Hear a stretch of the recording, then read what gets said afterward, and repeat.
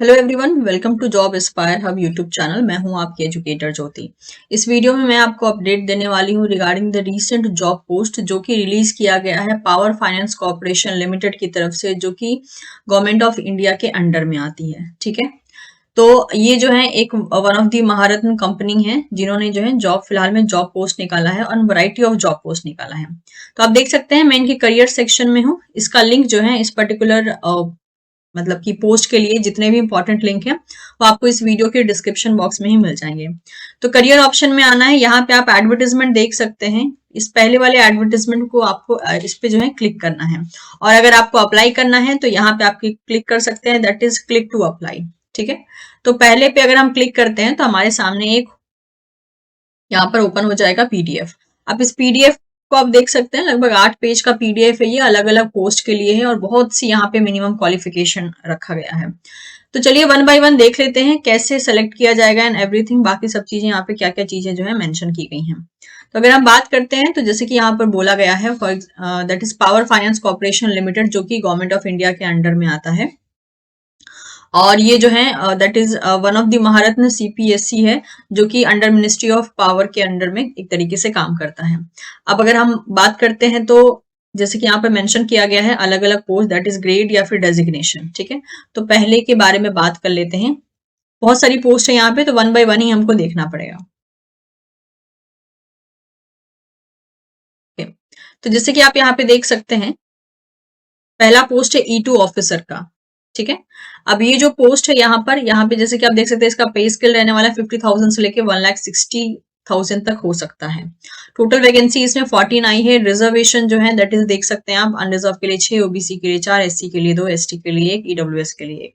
मैं total vacancy के बारे में बात करूंगी, आप यहाँ पे रिजर्वेशन कैटेगरी जो है देखते चलिएगा कि कितनी सीट्स किसके लिए अवेलेबल है।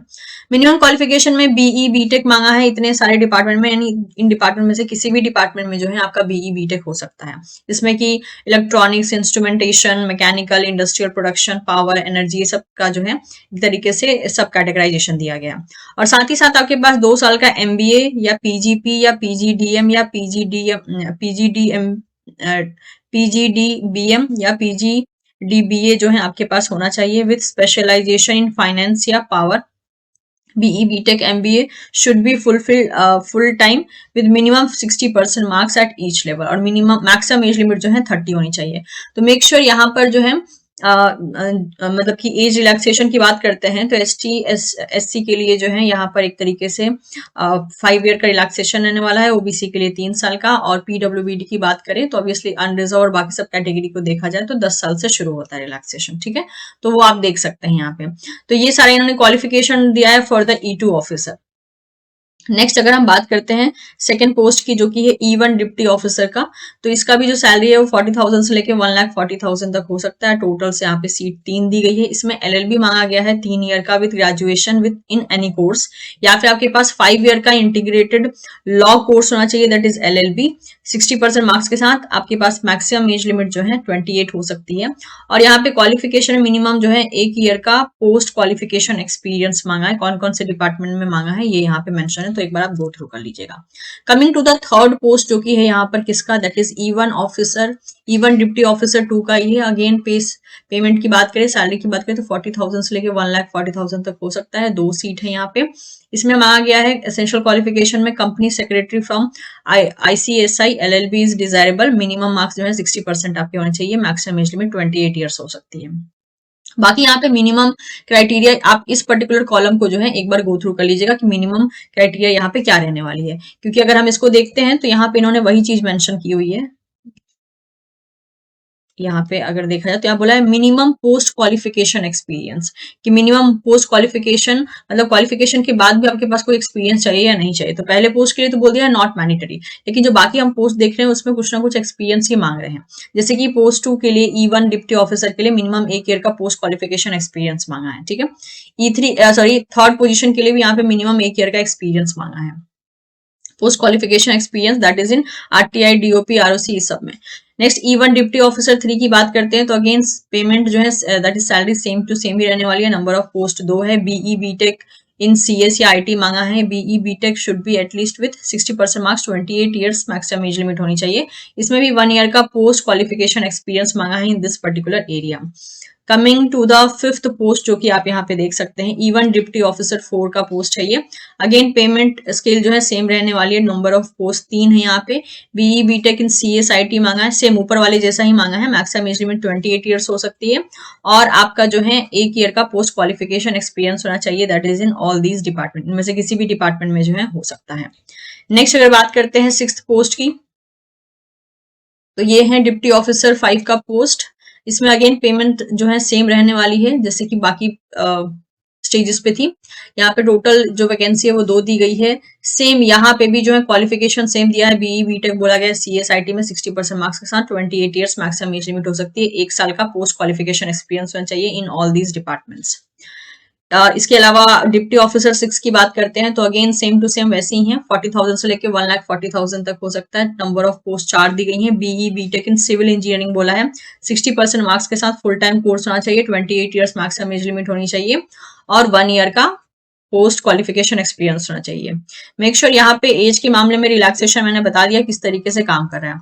अब कंपनसेशन पैकेज की बात करें तो जैसे कि बोला गया है, दैट इज डिप्टी ऑफिसर के लिए जो है यहाँ पे 40,000 हो सकता है मिनिमम बेसिक पे, सॉरी मिनिमम बेसिक पे, और दूसरा जो है यहाँ पे मिनिमम ऑफ बेसिक सैलरी जो है कितनी हो सकती है वो यहाँ पे मेंशन किया गया है। E2 के लिए जो है 50,000 तक जो है मिनिमम बेसिक पे हो सकता है, और बाकी भी यहाँ पे मेंशन किया है कि कैसे कैसे कैटेगराइजेशन अलाउंस वगैरह मिलाकर कितना हो सकता है ये भी बताया गया है। ठीक है, अदर बेनिफिट्स भी आप एक बार गो थ्रू कर सकते हैं। रिलैक्सेशन जैसे कि कहा है, मैक्सिमम एज लिमिट जो है 5 ईयर का रिलैक्सेशन हो सकता है SC ST कैटेगरी के लिए, 3 ईयर का OBC NCL के लिए, और 10 ईयर्स का जो है PWBD अनरिजर्व के लिए, और बाकी कैटेगरी में भी PWBD का तरीके से रिलैक्सेशन होगा, वो भी आप एक बार देख सकते हैं यहाँ पे। ओके, जनरल कंडीशन यहाँ पे जैसे कि मेंशन की गई है कि अगर आप मान लीजिए जिस पोस्ट के लिए MBA मांगा है या E2 ऑफिसर की पोस्ट है, तो उस केस में जो है आपका जो क्वालिफिकेशन है वो इन पर्टिकुलर इंस्टीट्यूट से हो सकता है। मतलब बोला है for this vacancy engineering is allowed from any recognised university, यानी कि ये जो पोस्ट है जिसमें कि इंजीनियरिंग मांगा गया है वो आपको जो है मतलब इस यूनिवर्सिटी या इन इंस्टीट्यूट्स के द्वारा जो है होनी चाहिए आपका कंप्लीट। ठीक है, ऐसी ही सेम केस इन्होंने बाकी पोस्ट के लिए भी बोला है, जैसे कि the eligible institute to consider BE BTech in CS IT for E1 deputy, ये जो है इस पर्टिकुलर मतलब इंस्टीट्यूट से हो सकता है, यानी ये क्वालिफिकेशन आपका इस इंस्टीट्यूट से हो सकता है।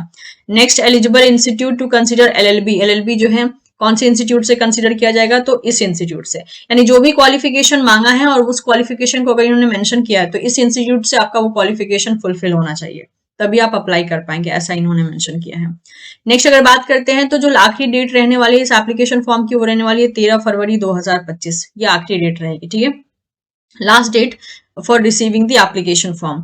और इसमें सिलेक्शन कैसे होगा, तो आपका टेस्ट लिया जा सकता है या इंटरव्यू हो सकता है या कोई और सिलेक्शन प्रोसेस को कंसीडर किया जा सकता है।